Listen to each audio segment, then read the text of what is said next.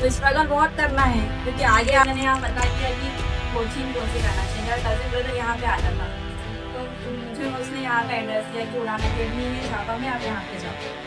फिर मैं यहाँ आई, मुझे आज भी याद है, मैं 28 सितंबर 2020 में आई थी यहाँ, मतलब कोचिंग में पहली बार।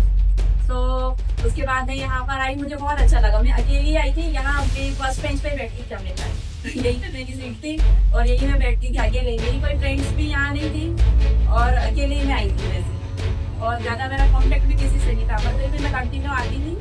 और मेरा पढ़ा है कभी से, मैंने कभी रीजनिंग और मैथ्स मतलब ऐसे कॉम्पिटिटिव एग्जाम की कभी तैयारी नहीं की। तैयारी मैंने यहीं से की है मेरी पूरी, मतलब अगर मैं आज जॉब पर हूँ तो शायद इसी कोचिंग की वजह से ही, क्योंकि मैंने यूनिवर्सिटी भी किया, यहाँ से मैंने PGDCA भी किया और कोचिंग की तैयारी उड़ान अकेडमी से की। रीजनिंग सर पढ़ाते थे तो सर इतना मतलब सिंपल, सर की कॉन्सेप्ट बहुत सिंपल है, इतने सिंपल तरीके से समझाते हैं कि आप लोग देखते होंगे कि बहुत जल्दी समझ में आ जाता है। जैसे आप कोई दूसरा वीडियो देखो और एक सर बताते हैं तो इजीली याद हो जाता है। आज भी मुझे कुछ रीजनिंग में पढ़ना रहता है या भी मैं कुछ तैयारी कर रही हूँ आज, तो मैं रीजनिंग वगैरह सर की कॉपीज वगैरह देख के करती हूँ। और वैभव सर हिंदी जिन्होंने पढ़ाई है, तो आज भी वो कॉपी हिंदी की मेरे पास है, उसी से मैं अपना रिविजन करती हूँ। मैंने कभी मतलब ये छंद, रस, अलंकार, वर्णमाला ये मैंने पढ़ी ही नहीं थी पहले वैसे,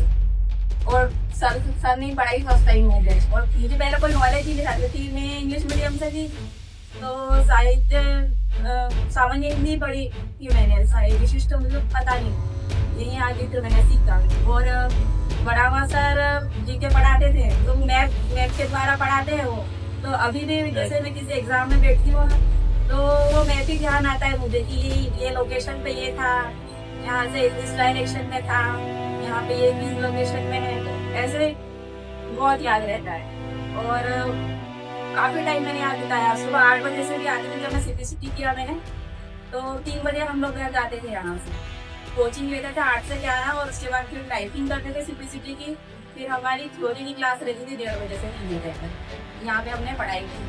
और मैं बहुत एक दो बनना चाहती हूँ प्रोसेस का, कि आज मैं मतलब अपने जिले में ही मदद से हूँ, ये RTO ऑफिस जिला परिवहन कार्यालय में वर्ग 3 पर सहायक वर्ग 3 पर पदस्थ हूँ। मेरे मिस्टर दोनों एक ही डिपार्टमेंट में, सेम पोस्ट पे, सेम एक ही ऑफिस में काम करते हैं। और मतलब ये हमारे निकले में बहुत खुशी की बात है। जब मेरा रिजल्ट आया तो मेरी मम्मी मतलब मेरी मदर को जब हमने बताया तो उनकी आंखों से आंसू नहीं रुक रहे थे, मतलब इतनी ज्यादा वो लोग खुश थे कि हमारी दोनों बेटियां और एक ही विभाग में एक ही जगह पे पदस्थ होना बहुत बड़ी बात। मेरे लिए तो ठीक है, पर मेरी सिस्टर के लिए कि मतलब शादी होने के बाद इतने बच्चा अभी इनका 7 साल का हो गया है, और बच्चा 6 साल की एज में इनका जॉब पे लगना, इनका स्ट्रगल करना, और बहुत अच्छा एक्सपीरियंस रहा हमारा यहाँ उड़ान अकेडमी में। मैं अभी भी मतलब मैं कहीं पे भी जाती हूँ तो उड़ान अकेडमी के बच्चे मुझे हर जगह मिल जाते हैं। कभी कहीं मंदिर में मिलेगा, कोई बस में मिलेगा, कोई बोलता है कि दीदी आप तो उड़ान अकेडमी में आते थे। और मतलब लाइब्रेरी में जाती थी, वहाँ पे भी मतलब बच्चे मिल जाते हैं। अभी भी मेरी जॉब लग गई है तो फिर भी मैं प्रिपरेशन कर ही रही हूँ। मेरा इंजीनियर बनने का सपना था, और एक बार नहीं हुआ तो वैभव सर से मैंने बात भी की थी कि सर अब मैं क्या करूँ, मेरा नाम तो वेटिंग में आया है, तो उसमें सब इंजीनियर में 2022 में वेटिंग में आया था। फिर सर ने बोला कि नहीं आप तो कर सकते हो तैयारी। फिर मैंने वापस से तैयारी शुरू की, उसके बाद में फिर मैंने ये साइबर कर की एग्जाम पास। हाँ, और एक बार तो फिर जैसे आप यहाँ पे देखते हैं ना, बहुत ही मतलब नॉमिनल फीस में सर आप लोगों को एजुकेशन प्रोवाइड करते हैं। जब मैं आई थी तब लॉकडाउन था, और लॉकडाउन में सर का बहुत लॉस हुआ था, तो उसके बाद में भी कोचिंग निरंतर चलती रही और सर ने हमको बेस्ट एजुकेशन दिया। मैं ये बोलती हूँ कि मतलब इतनी कम फीस में इतना अच्छा एजुकेशन यहाँ पर मिले हुए हैं सर, आप लोग सब लोगों की जिंदगी बना रहे हैं। मतलब मेरे यहाँ पे एक लड़की रेंट से रहती थी पहले, तो उसका भी टीचर में है, वो कल्याणपुरा के पास में होती है किरण रावत, तो उसका भी टीचर में सिलेक्शन हुआ है। और मेरे घर के पास में भैया रहते हैं, वो भी कांस्टेबल अपनी उड़ान अकेडमी से बने, सुमित बघेल रतलाम में पोस्ट। सर वो भी मिलते रहते कोर्ट में, तो मैं जाती हूँ RTO की तरफ से पेशी पे, तो वहाँ बयान सर मेरा टाइप करते हैं, तो मुझे बहुत खुशी होती है कि एक मतलब मैं बयान दे रही हूँ और सामने सर टाइप कर रहे हैं, वो मेरे टीचर है और मैं उनके स्टूडेंट हूँ।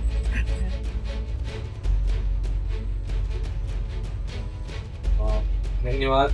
इन्होंने उड़ान एकेडमी की तारीफ में वैसे तो बहुत सारी बातें कही, पर उड़ान एकेडमी अपना एक काम कर रही है जो उसे करना चाहिए। बखूबी हम हमारी तरफ से एक हमारी भूमिका निभाने का प्रयास करते रहे। लेकिन पूजा के बारे में बताना चाहूंगा, जैसा कि इन्होंने बताया था कि लॉकडाउन के टाइम से जुड़े थे, उसके बाद से इन्होंने कोचिंग शुरू की और इसमें मैंने एक क्वालिटी देखी कि इसने कभी भी है ना चीजों को, जैसे जहाँ डाउट है ना वो हमेशा क्लियर करा। मैं आपसे कहता हूँ ना कुछ भी समस्या है तो आप बेझिझक पूछो, तो वो चीज मैंने इसमें देखी। इसमें मतलब बहुत सारी एग्जाम दी है। इसका सपना था कि मैं वो इसमें बी करा हुआ है, तो जो टेक्निकल पोस्ट होती है वो करना था। एग्जाम भी दी, वेटिंग में भी लिस्ट आया, हर तरह की एग्जाम इनने दी है। फिर मेरे से पूछती रही कि सर और क्या किया जा सकता है, मतलब जॉब लेना है और कैसे लेना है आप ये बताओ। मैंने जो चीजें बताई इसने फॉलो करी। ये ही क्वालिटी मुझे लग रहा था कि यार कभी ना कभी इसका रिजल्ट इतना शानदार आएगा, और वो वाकई में बाद में आया भी, है ना। तो सीपीसीटी का पता चला कि अगर मैं सीपीसीटी करूंगी तो मेरे लिए और ये रास्ते खुल जाएंगे, मैंने वो भी किया। तो एक मतलब एक अच्छा उदाहरण है आपके लिए कि हार नहीं मानना है, बस अपने लिए थोड़ा सा देखो कि हम अगर ये नहीं कर पा रहे तो इसके अलावा हम और क्या कर सकते हैं, हम और क्या तैयारी करें, हमारी कहाँ पर कमियां हैं। इंग्लिश मीडियम की लड़की होते हुए भी इसने हिंदी पे फिर कमांड बनाई, क्योंकि ग्रुप 4 की एग्जाम में हिंदी का पेपर आता है, हिंदी के क्वेश्चन आते हैं और उसमें अच्छा खासा लेवल आता है। छंद अलंकार इतने लेवल के चले जाते हैं संधि समास कि उसको करेक्ट करना बड़ा कठिन हो जाता है, पर फिर भी प्रयास किया, पूरा एकदम पूरे अपने पूरी क्षमता के साथ किया, तो बिल्कुल तारीफ के काबिल है। एक बार और ताली बजा दें। 50 रवि भैया तो प्राथमिक शिक्षक है अभी, है ना, सर हैं, तो इनको भी टीचर डे की बहुत बहुत बधाई। ठीक है, तो बताइए। आप सबको नमस्कार। मेरे सभी गुरु जी उनको प्रणाम करता हूँ जिन्होंने मेरे को सर्विस चलाया। मेरा नाम रहीम बत्तार है। मेरी पोस्टिंग जितनी आप पेपर पढ़ी नहीं है, लेकिन मैं DO ऑफिस नंबर में काम करता हूँ। मैंने 2020 में उड़ान एकेडमी ज्वाइन की। मैंने 2009 में 12 पास आउट हो गया था। 2010 से मेरा संघर्ष रहा। मैंने कॉम्पिटिशन एग्जाम 2010 से ही देना स्टार्ट। 2011 की प्राथमिक शिक्षक सभी वाले की एग्जाम पास की थी, लेकिन इससे BEd मांग लिया था। मेरे पास BEd नहीं था तो मैं बाहर हो गया। 2014 में NTPS GST की पोस्ट पे भी सिलेक्ट हुआ था मैं, लेकिन किसी कारणवश एक केस था तो पुलिस वेरिफिकेशन में तो बाहर कर दिया। तो एक वो उसके बाद मैंने मतलब छोड़ दिया था कि नौकरी नहीं करना वो करती है। तो इंटरेस्ट नहीं लिया पढ़ने, फिर वो आवारा जैसे दोस्तों के साथ घुमाना था। एक दिन मेरे पापा हेलमेट कर रहा था, मेरे पापा ने मेरे को रात को बहुत मारा। उसके बाद कभी मैं नहीं पढ़ता था, मेरे मतलब नहीं पढ़ रहा तो इसकी शादी करा चाहिए करके 2017 में मेरी शादी करा। फिर शादी हो गई तो फिर ऐसा लगा कि नहीं अब तो पढ़ना ही पड़ेगा कुछ। लोगों को शादी हो गई, अब एक की जगह 2 हो गए करके। तो उसके बाद मेरी वाइफ के साथ हमारा संघर्ष रहा। 2016 के बाद हमने पटवारी 2007 हुई, उसके बाद ही हमने पटवारी की एग्जाम दी थी। तो हम दोनों सिलेक्ट हुए थे, लेकिन बाहर पोस्टिंग मिलने के कारण मेरे पापा ने हमसे भी ज्यादा किया। फिर हमने चालू रखी, वो NN में भी हुआ, मैं वेटिंग में था उनका, तो उनका भी हुआ। फिर हमने 19 में यहाँ पे ज्वाइन किया था, 19-20 में। तो हम घर से कल्याणपुरा जाते थे। कल्याणपुरा हमारी ऑनलाइन की दुकान थी, ऑनलाइन और POS की। वहाँ से हम 3-4 बजे दुकान बंद करके 4:30 बजे यहाँ कोचिंग करते थे। फिर यहाँ से शाम को 8 बजे घर जाते थे। 10 बजे खाना बना के खा के फिर पढ़ते थे, फिर वापस सुबह उठ के वापस दुकान जाते। मतलब डेली की यही रूटीन थी। और मैं उसके बाद पुलिस में मेरा सिलेक्शन हुआ था, लेकिन तो फिजिकल भी प्रैक्टिस कर रहे थे, तो ये वाले पेयर करने में चोट लग गई थी। तो फिर भी मैं फिजिकल देने जाने के लिए, लेकिन मेरे माँ बाप बोलते थे कि पुलिस में नहीं जा रहे। तो इसलिए मैं मान गया। ये ना मार्च में MP वह प्राथमिक शिक्षक की परीक्षा दी, तो मैं और मेरी मिसेस हम दोनों सिलेक्ट हुए। और जैसे मार्च में एग्जाम थी, हम जनवरी तक कोचिंग आए थे, तो जनवरी में हमने चपरासी की इंटरव्यू दिया है। लाल बोर्ड में हम सुबह 9 बजे से शाम को 4 बजे नंबर आया था खड़े इंटरव्यू के लिए वहाँ पे बोर्ड। उसके बाद हमने फरवरी पूरा घर पे ही देख के पड़े हम, मतलब रूम में ही, क्योंकि एक व्यक्ति ने ऐसा कहा था कि तुम चपरासी बनने लायक भी नहीं, तो वो बात मतलब चुप गई थी दिल में। तो हम एक रूम में, मैं और मेरी मिसेस रूम से ऊपर ही, हम जैसे हमारा ऊपर रूम था, तो हम ऊपर ही खाना बना खाते, कभी खाते भी नहीं थे, ऐसे ही सो जाते थे, तब पढ़ते थे हम बिल्कुल सुबह शाम रात को 12 बजे तक 2 बजे तक पूरा फरवरी हमने रूम बंद करके पढ़े हम। और मार्च में एग्जाम दिए और हम दोनों सिलेक्ट हुए। तो मेरी पोस्टिंग यहाँ है और मेरी मिसेस की कट्टीवाड़ा है। हमारा संघर्ष अभी भी है, वो यहाँ झांपा से डेली उसके छोटे भाई के साथ कट्टीवाड़ा स्कूल जाते हैं डेली। और मतलब पढ़ना तो बहुत जरूरी है, सर लोगों का बहुत सहयोग रहा हमारे को पढ़ाने के लिए, हर तरह का मार्गदर्शन रहा। जैसा वो राजेश सर थे वो कहते थे कि जैसा आएगा मैं पढ़ा रहा हूँ वैसा नहीं आएगा, लेकिन इसके जैसा आएगा, ये उनके शब्द थे। जो सर पढ़ा रहे उसके अलावा भी आपको घर जाके पढ़ना है। और मतलब ऐसा नहीं कि हम ऐसे नहीं होगा, अगर मम्मी छोड़ दोगे तो फिर तो आपका सिलेक्शन नहीं। जब तक आप अपनी मंजिल को नहीं पाओ तब तक संघर्ष तो आपको करना ही।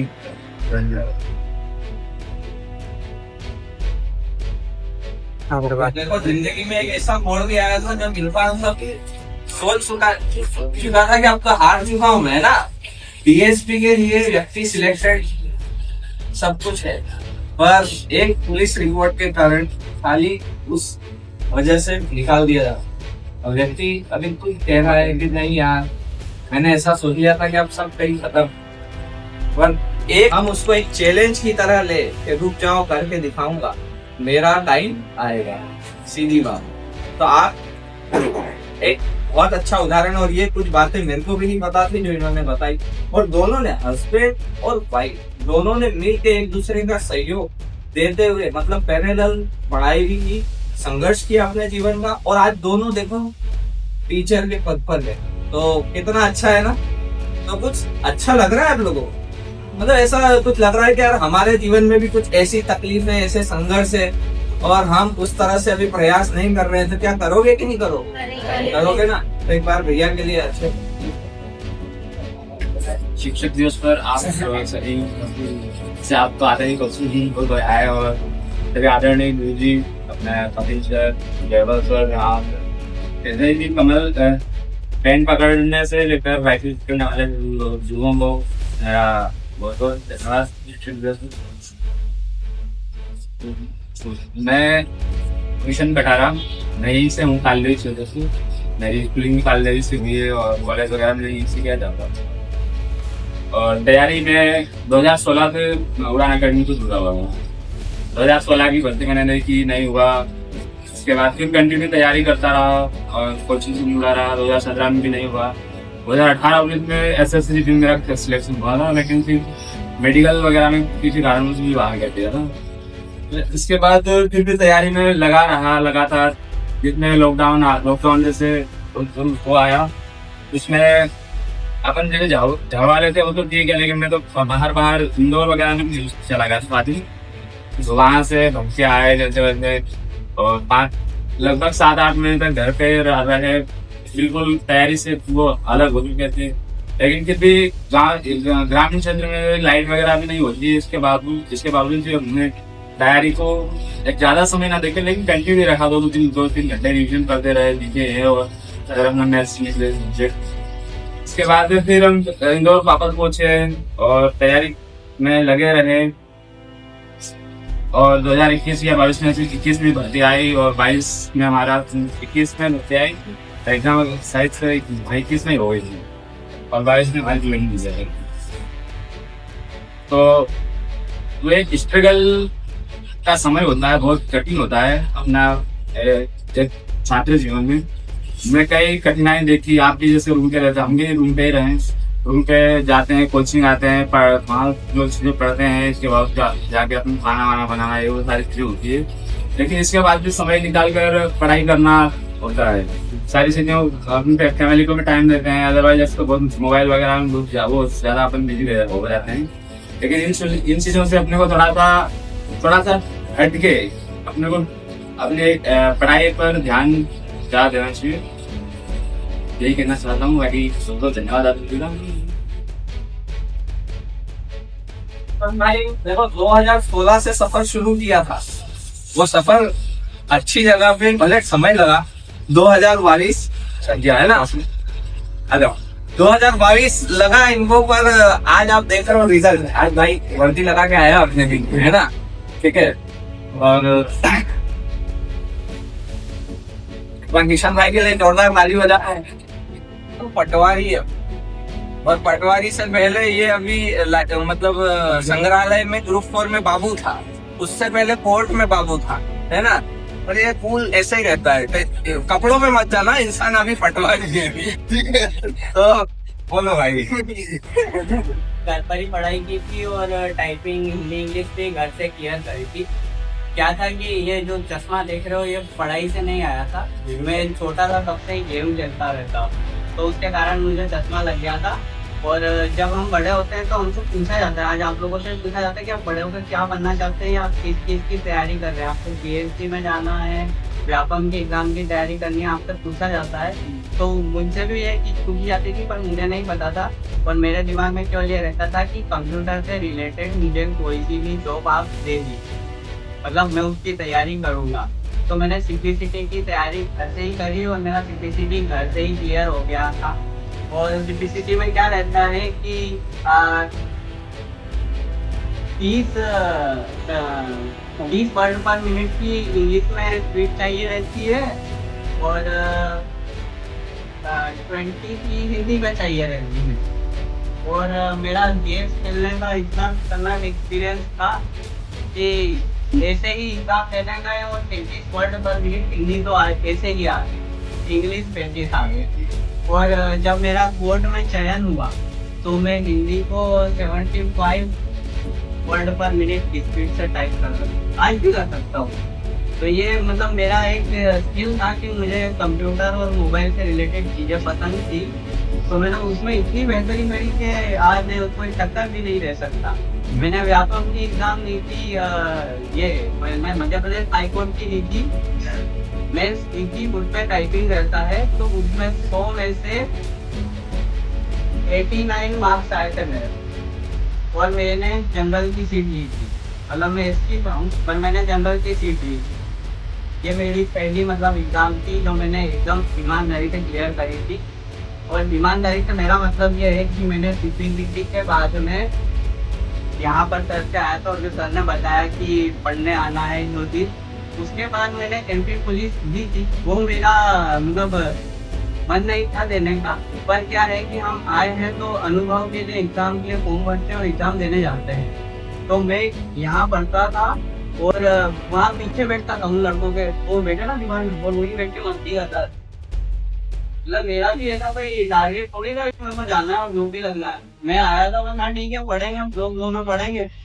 कपिल सर मुझे ठीक से जानते भी नहीं होंगे और वैभव सर से तो थोड़ी बहुत चर्चा हो गई थी।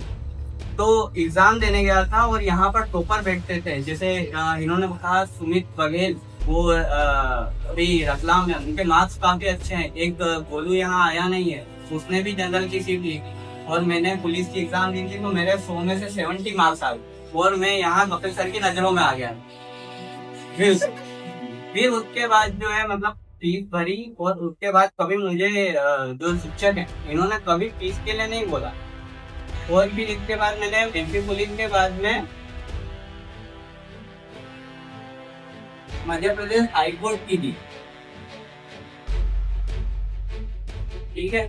मध्य प्रदेश हाईकोर्ट की एग्जाम दी जिसमें मेरा प्री निकला। तो सर ने इतनी अच्छी सुविधा दी कि मतलब आप यहाँ आओ, अपने पास कंप्यूटर है, आप टाइप करो, आपसे कोई फीस नहीं लेगा, आप पूरा दिन बैठो टाइप करो।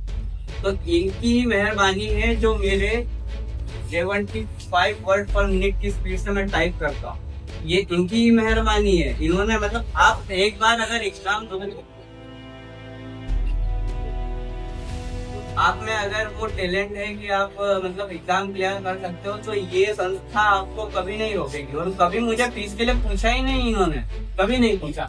मध्य प्रदेश हाईकोर्ट की प्री हुई, प्री के बाद फिर मैंने दी थी SSC GD।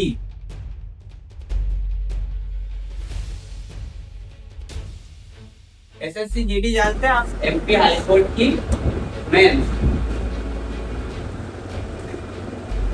फिर मैंने दी थी पटवारी,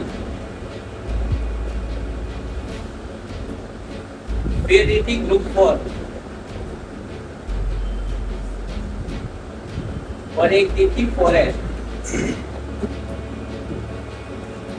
2023 में मेरा कॉलेज हो गया था, कॉलेज में MSc किया था और उसके बाद मैंने पढ़ना शुरू किया था। 2023 के बाद मैंने CPC की और ये जो एग्जाम में मैंने लिखी है ये सारी दी थी। तो एक साल पढ़ाई की थी और उस एक साल में इतनी एग्जाम दी थी और उस इतनी एग्जामों में केवल एक ये लो फॉरेस्ट। हाँ, तो इसको मिटाना ही है, ये मेरे से क्लियर नहीं हुई। तो मतलब इतनी एग्जामें जो है मेरी क्लियर हो गई थी और मैं उन पीछे बैठे लड़कों की तरह था जो फ्लो में यहाँ आ गया था कि चलो ठीक है, कुछ नहीं सीख लेंगे, अनुभव ले लेंगे, जो फ्लो में आ गया। और मैं जैसे सर ने कहा कि तीन जॉब तो मैंने लिए कि MP हाईकोर्ट में कंप्यूटर था, बाबू बनना था। ग्रुप 4 में कंप्यूटर था, बाबू बनना था। और पटवारी भी कंप्यूटर से रिलेटेड थी, इसलिए MP पुलिस में मैं फिजिकल देने ही नहीं गया था। आप मेरी पर्सनैलिटी देख के समझ सकते हैं। मैं ना ये MP पुलिस का फिजिकल देने गया था, ना SSC GD का फिजिकल देने गया था। मतलब ऐसा नहीं है आपको समझ रहा हूँ, मेरी फिटनेस नहीं है तो मैं कर नहीं सकता। अरे मैंने ठुकराया है।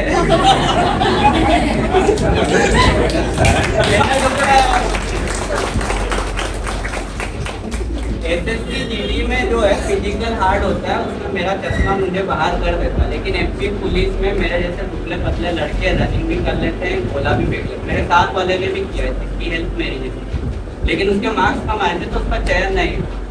तो मैं ये बता रहा हूँ, MP पुलिस तो मैं भी निकाल सकता था, बॉडी पर मत जाओ। तो मेरी काफी एग्जामें निकली थी, तो मैं मेरे बारे में इसलिए नहीं बता रहा था। क्या है कि सफलता की जो ये सीढ़ी है ये कम समय में उठी और इससे आपको मार्गदर्शन नहीं मिलेगा। मार्गदर्शन आपको ये गया की जो स्टोरी है इससे मिलेगा। ये तो और मैं क्या करता था, मैं फ्री फायर PUBG खेलता था, वहाँ पीछे बैठ के भी खेलता था। चलती क्लास में कभी सर बोलते थे क्या ऑन कर लिया ये PUBG देना है। तो उस चीज से दूर हटने के लिए भी मैं बता रहा हूँ, मतलब अगर आप गेम खेलते हैं या आप घूमने जाते हैं, मूवी देखते हैं, तो मैं यहाँ पर उस चीज से मेरा जो तरीका था, एक क्यों आती है, क्यों आप कर सकते हो, समझ जाएंगे। वो कलर मिलाने वाला ऐसा आता है ना,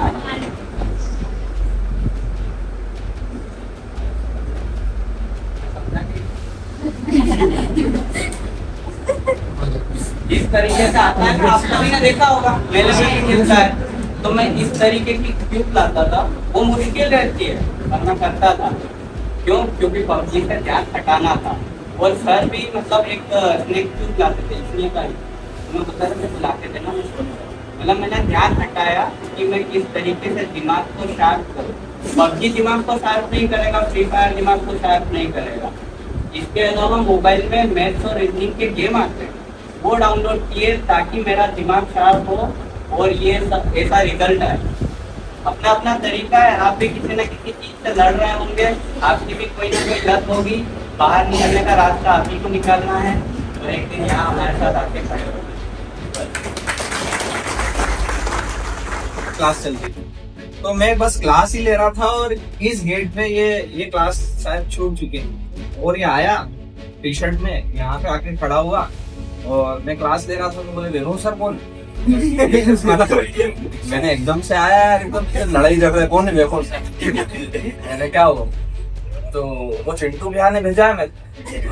चिंटू भैया मतलब वो अभी पहचानते होंगे आप उनको, है ना, जो अभी नगर पालिका अध्यक्ष है, उनकी वाइफ यहाँ पर। और वो चिंटू जो यहाँ पहले पढ़ चुके हैं और अभी कोर्ट में, यहाँ पर जिला कोर्ट में असिस्टेंट ग्रेड 3 के पद पे। तो उनने भेजा मेरे को, ऐसा बोलता है। मैंने तो क्या हुआ, नहीं वो उनका हुआ ना उसमें कोर्ट पे। तो मैंने कहा नहीं मेरे को भी तैयारी करना है, आप बताओ कैसे करना है। तो मैंने यार ये तो क्या, मैंने बोला क्लास आना पड़ेगा। ठीक है कब से आऊँ, आजा। ठीक है क्लास आना शुरू किया इसने। और एक बात अच्छी लगी, इसको जितना कहा जाए उतना इसने हमेशा किया। इसने बस ये बताया कि सर मेरे को तो जॉब लेना है, आपको ये बताओ क्या पढ़ना है और कैसे करना। बस 2 चीजें थी इसमें, ये क्या करना है और कैसे करना है। इसको बताया गया और इसने किया, और अपनी तरफ से भी प्लस चीजें करी। तो उसका रिजल्ट ये रहा कि मैंने और सर ने और हम सब ने देखा है कि बहुत कम समय में हम एक एग्जाम को क्रैक करने की सोचते हैं। इसने लगातार एक रो में 3 एग्जाम निकाले।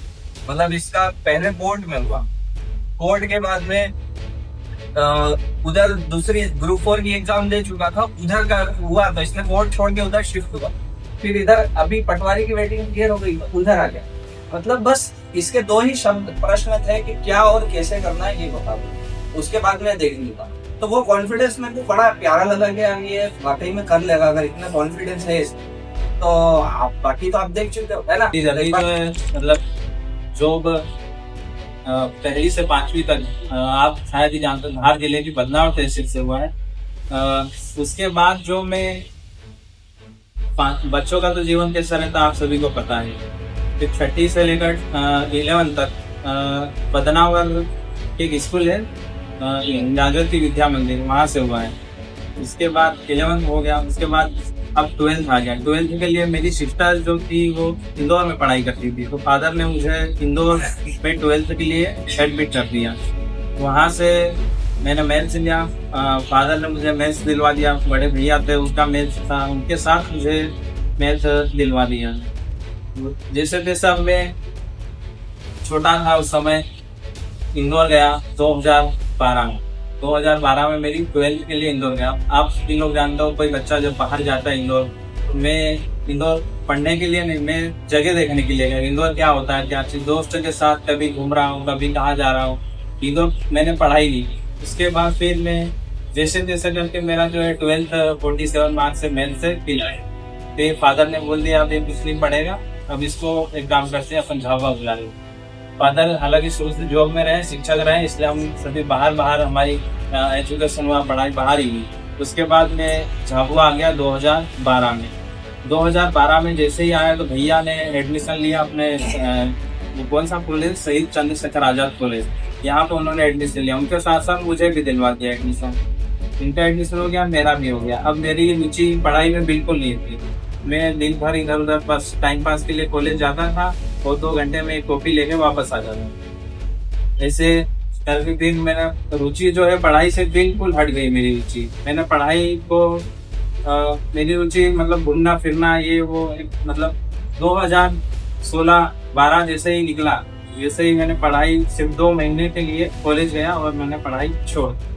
फिर 12 के बाद 13, 14, 15, 16 5 साल से मेरा मतलब पेन मैंने एक तरीके से छोड़ ही दिया था। पेन पढ़ाई लिखाई क्या होती थी मुझे नहीं पता था।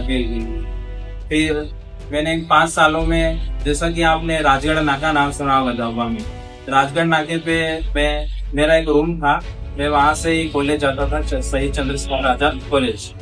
तो 2 महीने गया। उसके बाद में क्या, जैसे वो असाइनमेंट होते हैं आजकल असाइनमेंट, तो वो मैंने किसी और से लिखे थे। वो मैंने खुद से क्या पता क्या होता है मैथ्स में, वहाँ सब्जेक्ट भी मुझे समझ में नहीं आते थे। मैं 16 साल का कॉलेज चला गया। 12th मेरी 16 साल में कंप्लीट हो गई थी, 17वें साल में कॉलेज चला गया था। तो वहाँ के जो सब्जेक्ट थे वो मुझे समझ में नहीं आते थे कि मैथ्स, फिजिक्स, केमिस्ट्री, उनकी इक्वेशन क्या होती है क्या नहीं, मुझे कुछ भी समझ में नहीं आता था। तो मैंने वो कॉलेज छोड़ दिया। इसके बाद फिर मैं राजगढ़ नाके पे रूम था मेरा, तो जैसे ही मैं सर से जुड़ा, जैसे ही कोई अंकल थे उनसे जुड़ा, तो मैं वहाँ पे लाइट का काम करने लग गया। फिर कुछ 2-3 साल मैंने लाइट का काम किया। फिर मैं वहाँ पे राजगढ़ नाके पे चक्की की दुकान देखी होगी आपने, तो वहाँ पे मैं चक्की चलाता था दिन भर सुबह शाम तक। क्योंकि मेरा कोई एम नहीं था। पढ़ाई तो मैंने छोड़ ही दी। पढ़ाई से मेरा कोई लेना देना नहीं था। फिर वहाँ पे मैं चक्की चलाता था दिन भर। ऐसा कोई आते थे आटा गेहूं पिसवाने के लिए, ऐसा पूरा दिन भर में आटे में हो जाता था। क्या पहचानते नहीं थे लोग कौन है क्या है। फिर वो 2 साल मेरे चक्की चलाई मैंने। उसके बाद कुछ तो गांव में भी पानी घुमाने के लिए वो इंजन देता है, क्या बोलते हैं उसको, इंजन सुधारने का काम भी मैंने किया है। तो 2015 से लेकर 16 तक मैं यही काम किया मैंने। फिर नाके पे मेरा रूम था, तो कुछ अलीराजपुर के दोस्त थे, अलीराजपुर, अम्बुआ, चौबट, वहाँ के कुछ दोस्त थे और मैं चक्की चला रहा था। तो उस समय वहाँ गेहूं पिसवाने के लिए आए और मुझे बोले कि भैया आप क्या करते हो। तो मैंने बोला जी दिन भर तो मैं आटे में हूँ, देख रहे हो उससे क्या। तो बोले कि यार आप बातचीत थोड़ा अच्छे से करते हो, आप एक काम करो, आप ITI में एडमिशन लो। तो मैंने 2016 में ITI में एडमिशन लिया, कोपा, जिसको कंप्यूटर बोलते हैं, कंप्यूटर ऑपरेटर प्रोग्रामिंग असिस्टेंट। उसमें मैंने एडमिशन लिया। तो जैसा जो भाई ने मुझे बोला तो मैंने कंप्यूटर ऑपरेटर कोपा में एडमिशन ले लिया। उसके बाद वो पहले से जा रहे थे ITI में, तो मैंने उनके साथ चलो ठीक है, किसी ने कुछ बताया है तो मैंने वो सिलेक्ट किया और एडमिशन लिया उनके साथ। जैसे जैसे मेरा कंप्यूटर हुआ 2016 में, उसके बाद मुझे ये नहीं पता था कि अब मेरी वापस से वही लाइफ आ गई वापस, कि अब मैं क्या करूँ। किसी ने मुझे बोल दिया था कि कंप्यूटर कर लो, तो मैंने कंप्यूटर कर लिया। अब मुझे ये भी नहीं पता था कि इसके आगे अब होता क्या है, करना क्या होता है। फिर से मैं वही वापस 2-3 दिन घूमने लगा इधर उधर। तो फिर वो बोले, भैया बोले कि आप तो कंप्यूटर आपने अच्छे से पास कर लिए थे, अब आप एक काम करो कि कंप्यूटर के बाद एक अगली कड़ी होती है अपना स्टेनो, तो आप स्टेनो करो।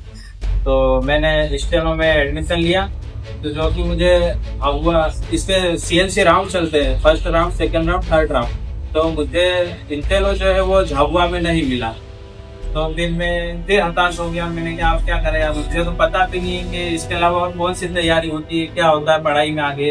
तो फिर मैंने CNC राउंड था और एक दिन हम सभी दोस्त लोग बाहर से भी आए हुए थे, पेटलाद वगैरह से। तो हम सभी दोस्त लोग कॉलेज कंप्लीट हो गया हमारा कोपा। तो हम सभी लोग वहाँ देवश्री गए होंगे, आप सभी लोगों ने सुना होगा। तो हम देवश्री गए थे और पार्टी वार्टी बना रहे थे और अचानक 4 बजे मेरे पास SMS आया, बोले कि आपका CNC राउंड में स्टेनो में हाल में हो गया एडमिशन। तो मैंने कहा ये इतनी अच्छी बात है कि मैं देवश्री दर्शन करने गया और मेरा एडमिशन हो गया। तो मैं अगले ही दिन फिर हम 3-4 दोस्त थे, वो एडमिशन के लिए हाथ पहुँच गए। वहाँ पे हमारा वेरिफिकेशन हुआ और स्टेनो में एडमिशन हो गया। तो स्टेनो के बारे में आप सभी को पता है स्टेनो क्या है, कितने लोगों को मेहनत करना है, आपको बता। आपने किया, हो गया क्वालिफाई? नहीं हो, आपने किया, हो गया, 100 का निकाल लिया।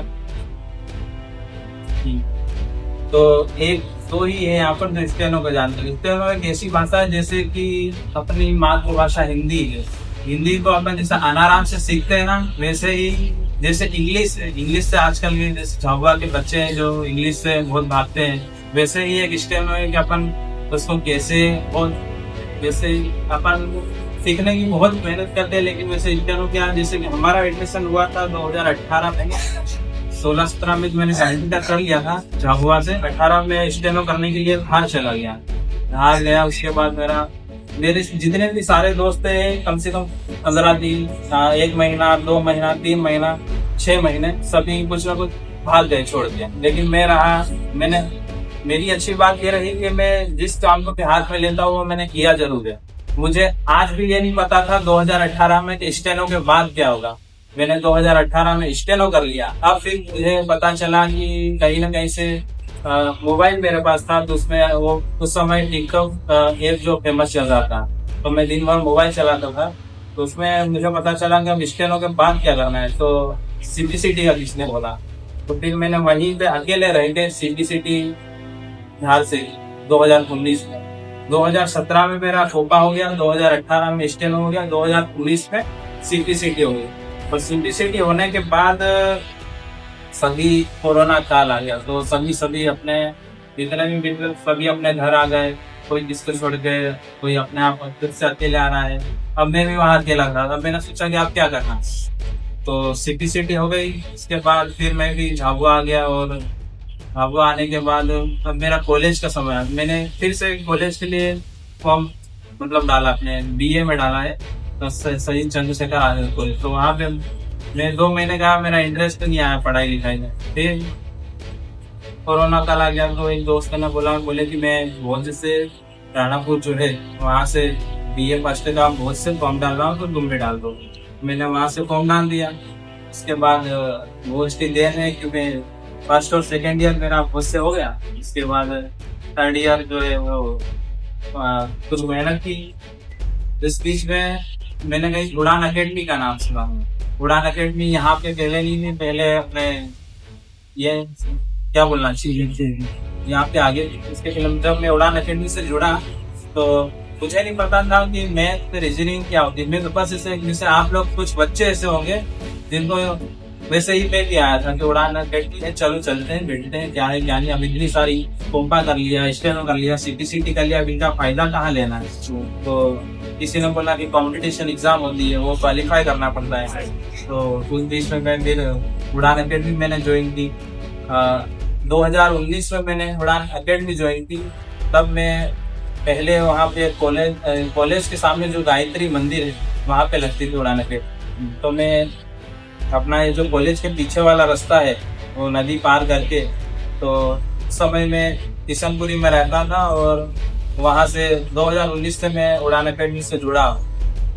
उड़ान अकेडमी जो भी आज मुझे कोर्ट में जो मिली है वो सब उड़ान अकेडमी की बदौलत है। उड़ान अकेडमी मेरे लिए, मैं शब्दों में तो ज़्यादा बयान नहीं कर सकता हूँ, लेकिन उड़ान अकेडमी ही है जो मैंने कपिल सर, गणाव सर और वैभव सर को मैंने हमेशा सर नहीं माना। 2019 से मैंने वैभव सर से हमेशा एक दोस्त माना है।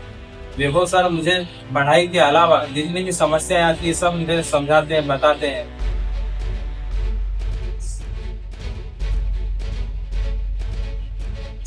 वैभव सर दोस्त से बढ़कर हैं। धन्यवाद धर्मेंद्र भाई।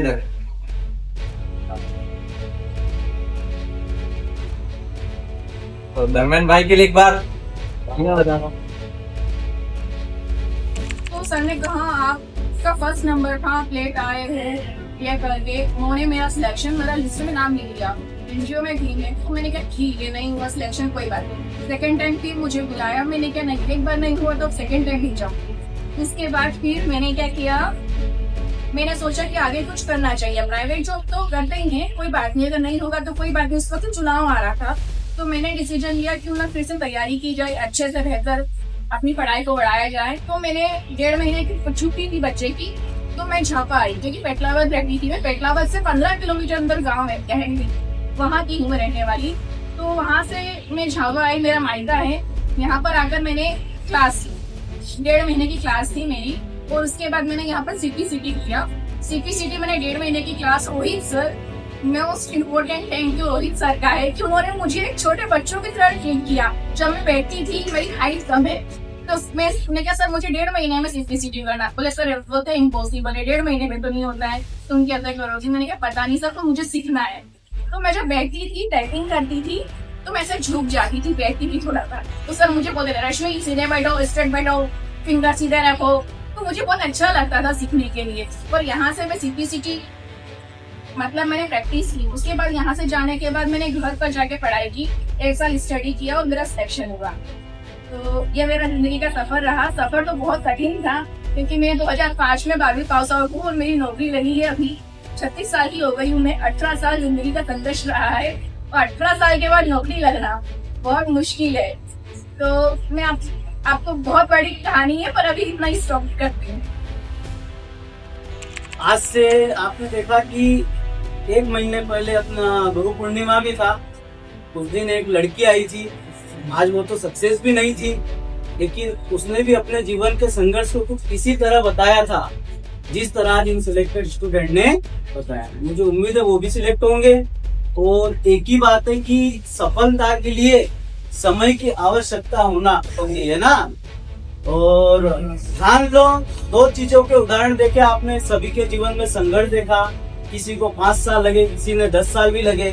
और आपने ये भी देखा कि किसी ने ठान लिया तो उस चीज को 6 महीने क्या 1 साल में पा लिया है ना। 6 से 1 महीने में पाते हैं। एक नहीं 3 जॉब ऐसी जिसके लिए आज आप दिन रात मेहनत करते हो, 3 जॉब छोड़ दी। तो मुझे उम्मीद है ये 4थी जॉब भी उनकी छुड़ा के उनको कुछ बड़े अधिकारी के पद पे ही बिठाना है भविष्य में, है ना। तो वो भी भविष्य में होगा। तो सफलता रातों रात नहीं आती है ना। बच्चे जैसे मैं अभी देख रहा हूँ, पढ़ा रहा हूँ, तो सबकी अपनी अपनी प्रॉब्लम है। किसी को भिन्न जोड़ना नहीं आ रहा है, सरलीकरण हो चुका है ना। तो मैं अच्छा मेरे साथ एक समस्या है, वैभव सर का मैटर अलग है और मेरा मैटर अलग है ना। बच्चे भी मानते हैं, मैं भी इस बात को मानता हूँ। मेरा जो कहना है वो सीधा मुंह पे है ना। कई बार मैं चिल्ला देता हूँ, क्या तेरे को जोड़ना नहीं आ रहा, तो पढ़ता ही नहीं है ना। लेकिन उससे आपको कोचिंग नहीं छोड़ना है, इनके संघर्ष जीतना है। बोले ठीक है, अगली बार कपिल सर का मुंह बंद कराएंगे, चिल्लाने दो। हरी बात समझ में। उस डांट में भी आप एक पॉजिटिव चीज को लेकर आओ कि ठीक है सर ने बोल दिया, अब मेरा बोलने का। अच्छा, आज तक किसी को नहीं भगाया, आज तक के इतिहास में 10 साल से मैंने किसी को ऐसा नहीं कि पढ़ नहीं रहा तो भगा दिया, है ना। तो धीरे धीरे आप उसकी प्रैक्टिस करते जाइए। ये धर्मेंद्र की बात देख लो, उसको बिल्कुल मैथ रीजनिंग कुछ भी नहीं आता था। 2018 में खुद मान रहा है यहाँ आया है ना, और 18 से उड़ान के साथ कम से कम 23 तक बना रहा। इस कोर्स को उसने मुझे लगता है कम से कम 5 बार करा होगा। उसके बाद फिर मैंने 6ठी बार बोला एक बार फिर बैठ जा, क्योंकि मुझे लग रहा था कि मेहनत भी साथ में व्यक्ति कर रहा है। आप मेहनत करोगे तो जैसे उसकी टाइपिंग की हमने बोला कि आप दिन भर बिठा सकते हैं ना। स्टेनो में ये उस टाइम ग्रुप 4 में आपके सामने 3 है, पर करीब 10 से ज्यादा स्टूडेंट अपने यहाँ सिलेक्ट हो गए। वो 200 दिन भर टाइपिंग करवाता था। मैं देखो टाइपिंग दिन भर टाइपिंग करते थे। हाई कोर्ट की एग्जाम में क्या होता था, टाइपिंग निकालनी थी, है ना। थ्योरी तो निकालनी थी, पहली चीज थी। दूसरी चीज क्या थी, टाइपिंग भी थी वहाँ पर। तो ये बिल्कुल दिन रात बैठ के टाइपिंग करते रहते थे ना। और मेरे को बताते थे, देखो सर हमारी स्पीड इतनी आ गई, है ना।